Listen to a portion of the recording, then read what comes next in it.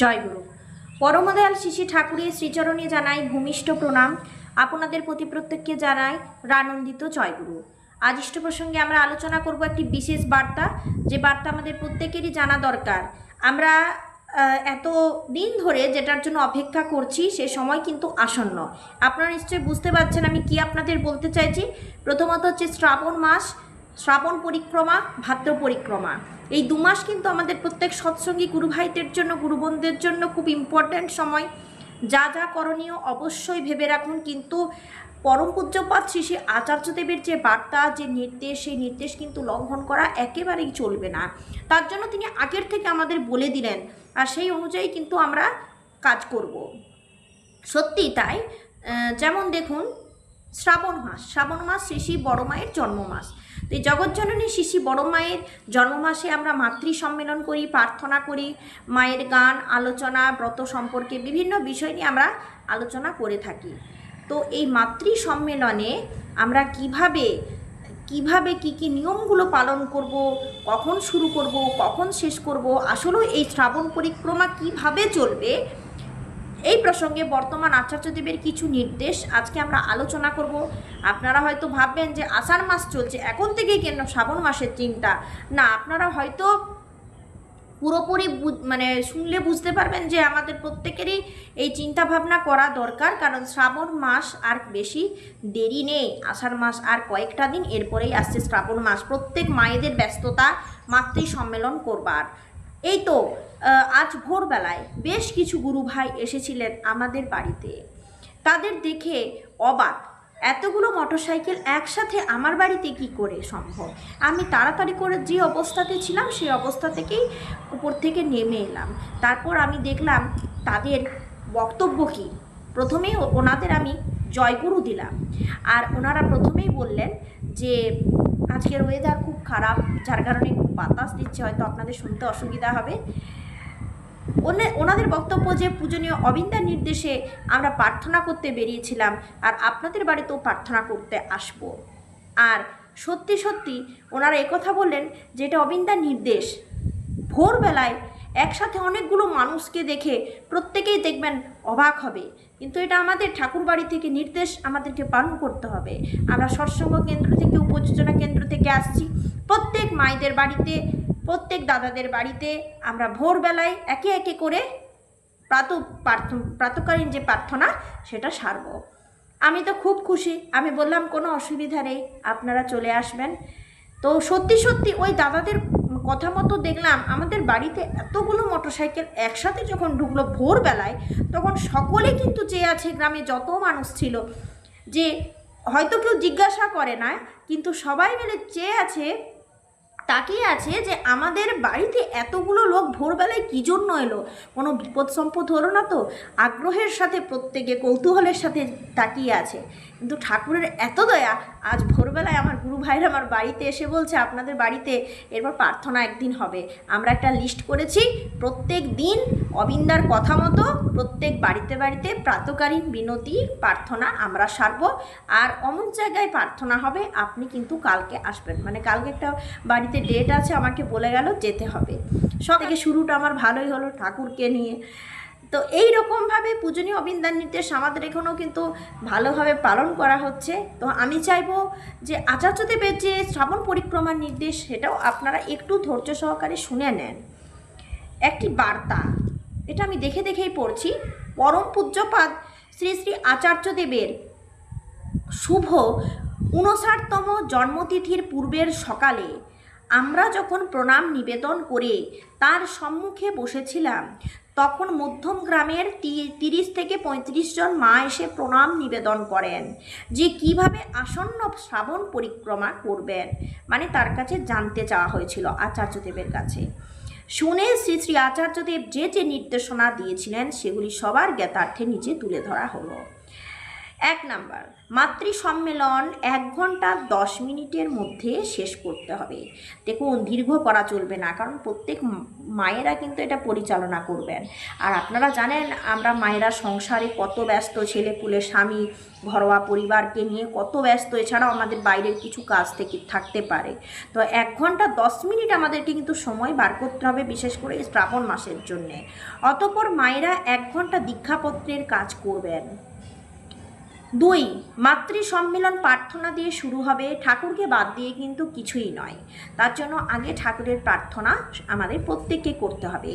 তারপর 1টি অথবা 2টো অমীয় গ্রন্থপাঠ, 2টি বা 3টি কোরাস সঙ্গীত। কোনোভাবে এককভাবে সঙ্গীত করা যাবে না। 2জন কিংবা 3জন মা আলোচনা করবেন। বয়স্কা মায়েরা নিজেরা আলোচনা করবেন না, কম বয়সীদের দিয়ে করাবেন। কীর্তন ও জয়রাতি দিয়ে অনুষ্ঠান শেষ করবেন। বোঝা গেল? 3, যারা নিষ্ক্রিয় মানে ইনঅ্যাক্টিভ হয়ে আছেন তাদের সাথে যোগাযোগ করে তাদের বাড়িতে, অথবা যারা সম্প্রতি ডিফল্টার থেকে সক্রিয় হয়েছেন তাদের বাড়িতে সম্মেলন করতে হবে।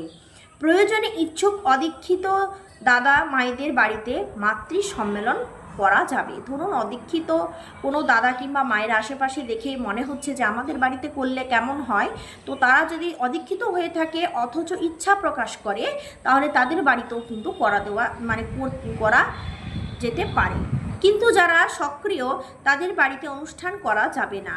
কিছু ক্ষেত্রে ফুল, মালা ও প্রসাদ নিয়ে অসমর্থ দাদা অথবা মায়েদের বাড়িতে সম্মেলন করতে হবে। 4, মায়েরা এক জায়গায় একত্রিত না হয়ে এলাকা ভিত্তিক অনুষ্ঠান করতে পারেন।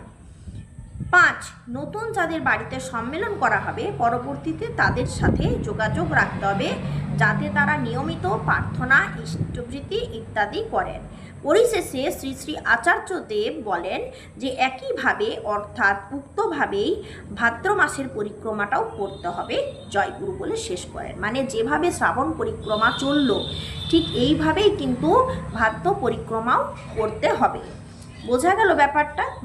শ্রাবণের মতো শ্রাবণের যে নির্দেশ সেটা ভাদ্র মাসেও করতে হবে। আপনারা এটা স্পষ্টভাবে বুঝতে পারলেন। শ্রাবণ মাসে প্রার্থনা কিন্তু কেউ বাদ দেবেন না। মায়ের কথাবার্তাগুলোকে জানবার জন্য আপনারা এক কাজ করুন, জয়তু জননী মেয়ে যে বইটা আছে, মোটা বইটা, ওই মোটা বইটা বাড়িতে কোথায় আছে খুঁজে বের করে নেন। কিংবা যদি কোনো সৎসঙ্গীরা ঠাকুর বাড়ি যাচ্ছেন তাহলে জয়তু জননী মেয়ে যে বড় মায়ের বই আছে সেই বড় মায়ের বই নিয়ে আসুন। কারণ আলোচনা করতে গেলে, বক্তব্যগুলো মানুষকে বোঝাতে গেলে আপনি হয়তো আলোচনা করবেন, তার জন্য তো আপনার কিছু জানতে হবে।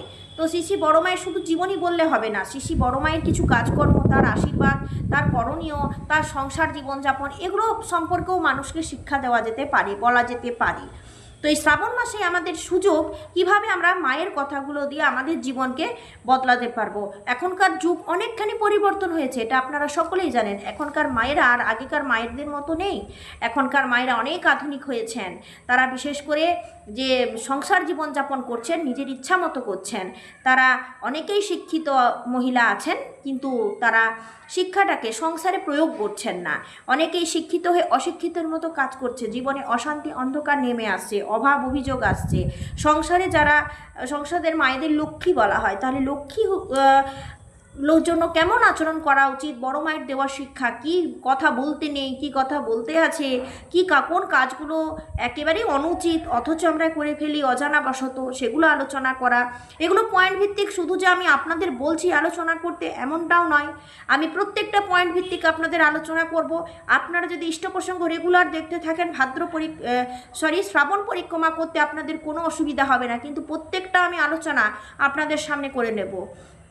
শ্রাবণ পরিক্রমাতে কেমন বক্তব্য হবে, কি বলবেন, মায়ের স্পষ্ট কথাগুলো যেগুলো আমাদের আধুনিক মায়েদের শোনানো খুবই দরকার, সেগুলো এখন আমরা অনেকেই উচিত বাক্য, নীতিবাক্য শুনতে পছন্দ করি না, কিন্তু সেগুলো বলারও টেকনিক আছে। এমনভাবে বলতে হবে যাতে যারা সংসারে আছেন, আধুনিকভাবে আধুনিক জীবনযাপন করছেন, তারা নিজের ভুল বুঝতে পারেন। কাউকে ধাক্কা দিয়ে নয়, কাউকে আঘাত দিয়ে নয়, সুন্দরভাবে বুঝিয়ে প্রত্যেকের কাছে পরিবেশন করতে হবে। আমাদের ভুলগুলো সবসময় উদাহরণস্বরূপ তুলে ধরতে হবে, যেগুলো করলে পরে বিপত্তি আসবে এবং পরে অশান্তির সৃষ্টি হবে। প্রত্যেক জায়গায় আমরা মায়েরা আছি, যেমনভাবে আমরা সংসারে আছি তেমনভাবে আমরা বাইরেও আছি। আমাদের কাজ আমরা কতখানি সংসারে গুরুত্বপূর্ণ এটা আপনারাও জানেন। মায়েরা ছাড়া কিন্তু সংসারে কিছুই হয় না। অথচ মায়েরা যদি কোনো রকমভাবে তাদের কাজে ভুল করে, কোনো গোলমাল করে, সে শাস্তি মায়েরাও পান এবং পরিবারের সকলে পান। তো শিশি বড় মার জীবনীটাকে তুলে ধরলে কিন্তু প্রত্যেকে একঘেয়েমি হয়ে যাবে। শিশি বড় মা আরও কিছু কথা বলেছেন যেগুলো আমরা কেউ জানি না, অথচ পরিবেশন করলে প্রত্যেকের ভালো লাগবে। অল্প কথায় এবং বুঝিয়ে উদাহরণস্বরূপে আপনাদের প্রত্যেককে বুঝিয়ে দিতে হবে। তো শ্রাবণ পরিক্রমার প্রত্যেকটা ইষ্ট প্রসঙ্গ আমি সুন্দরভাবে করব, যাতে করে আপনারা পয়েন্ট ভিত্তিক মানুষের কাছে বলতে পারেন। বিভিন্ন রকমের ইম্পর্ট্যান্ট কথা, বিভিন্ন রকমের করণীয় কর্তব্য, আশীর্বাদ, কোনটা নিষেধ, সব কিছু আপনাদের সামনে বলবো। কিছু ঘটনা বলবো যেগুলো সত্য, শিশি বড় মায়ের আশীর্বাদে হয়েছে, অথচ আমাদের সংসার জীবনে তিনি করতে নির্দেশ করছেন। আমরা কেউ জানি না, আবার জেনেও অনেকে করি না, বুঝতেও অনেকে পারি না। সেই সমস্ত কথা আমি আপনাদের সামনে তুলে ধরবো। একটু সময় দেন, আষাঢ় মাসের কিছুটা দিন পেরিয়ে যাক। আমি অনেক কিছু কালেক্ট করে রেখেছি যা আপনাদের সাথে শেয়ার করব। তাই শ্রাবণ মাসের এই আচার্যদেবের যে আশীর্বাদের কথা, এই আশীর্বাদের কথা আপনারা কিন্তু ভুলবেন না এবং প্রত্যেককে শেয়ার করে দেন আচার্যদেবের এই আশীর্বাদ। আজ থেকে, এখন থেকে আপনারা কিন্তু সৎসঙ্গে গেলে, বিভিন্ন রকম দীক্ষাপত্রের কাছে গেলে এটা বলে দেবেন। শ্রাবণ মাসে আমরা এমনিতেই প্রচণ্ড ব্যস্ত থাকি মহাদেবকে নিয়ে, কারণ মহাদেবের মাথায় জল ঢালা, মহাদেবের পুজো করা, মহাদেবের লকেট পরা, অনেক কিছু থাকে, সবুজ রঙের চুড়ি পরা, আপনারা নিশ্চয়ই জানেন। এগুলো আমরা অনেকেই করে থাকি, তো কোনো কিছুই বাধা দেননি শিশি ঠাকুর। কিন্তু শ্রাবণ মাসের যে শ্রাবণ পরিক্রমাতে বড় মায়ের যে আলোচনা, বড় মায়ের যে কথাবার্তা, মাতৃ সম্মেলন, এগুলোও কিন্তু বাদ দেবেন না। এবং আচার্যদেবের কথা মতো, তার নির্দেশ মতো 1 ঘন্টা 10 মিনিটের মধ্যেই আমাদের প্রত্যেককে মাতৃ সম্মেলন সমাপ্ত করতে হবে। আজকে এই পর্যন্ত, কালকে নিয়ে আসবো আরও সুন্দর আলোচনা শুধু আপনাদের জন্য। জয় গুরু।